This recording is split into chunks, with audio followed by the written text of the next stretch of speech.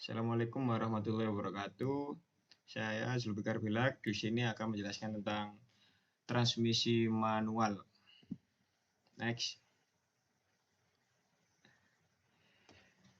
Berikut adalah flow chart dari transmisi manual. Semua diawali dari tuas persneling, dilanjutkan ke shift linkage, shift fork, synchronizer, terus ke gigi transmisi.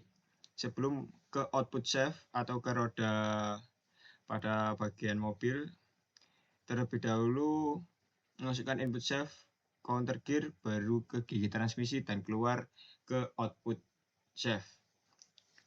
Next. Berikut bagian-bagian atau komponen dari transmisi manual yang berikan gear shift, output shaft, shift root, idler gear, 1-2 synchronizer, counter shaft, shift fork, 3-4 synchronizer, dan input shaft. Next. Berikut penjelasannya. 1. Poros input transmisi atau transmission input shaft. Komponen ini merupakan poros yang bekerja sama dengan komponen kopling. Poros input transmisi berfungsi untuk memutar gigi yang berada pada gearbox.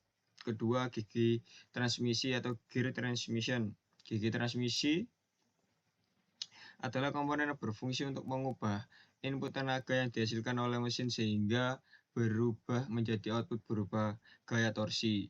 Proses pengubahan juga akan disesuaikan dengan kebutuhan kendaraan. 3. Gigi penyesuaian atau synchronizer yang terdiri dari 4.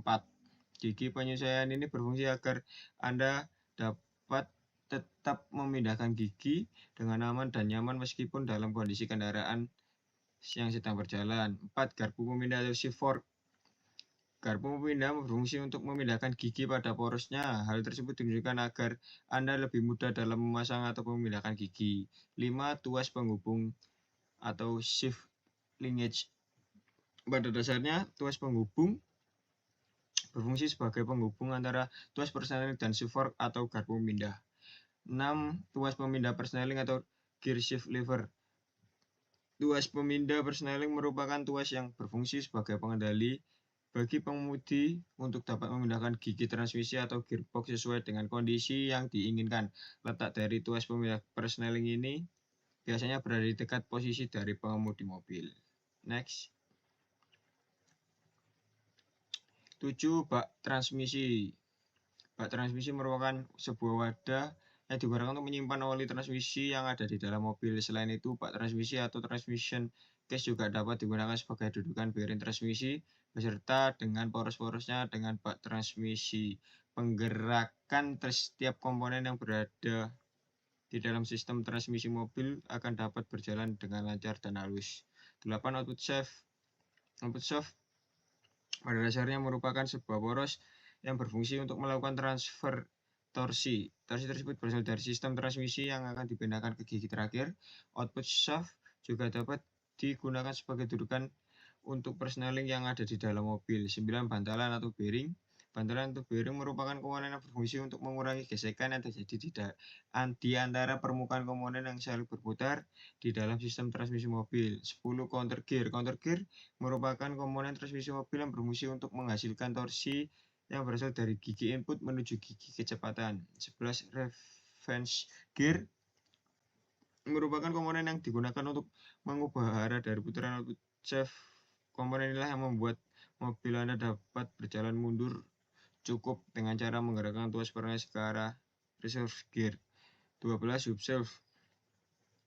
Pada dasarnya, hub shelf merupakan sebuah komponen yang digunakan untuk mengunci penyesuaian gigi percepatan dan juga digunakan untuk mengatur output shaft agar dapat berputar atau berhenti.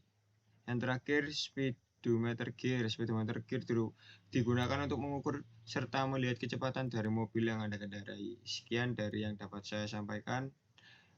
Wassalamualaikum warahmatullahi wabarakatuh.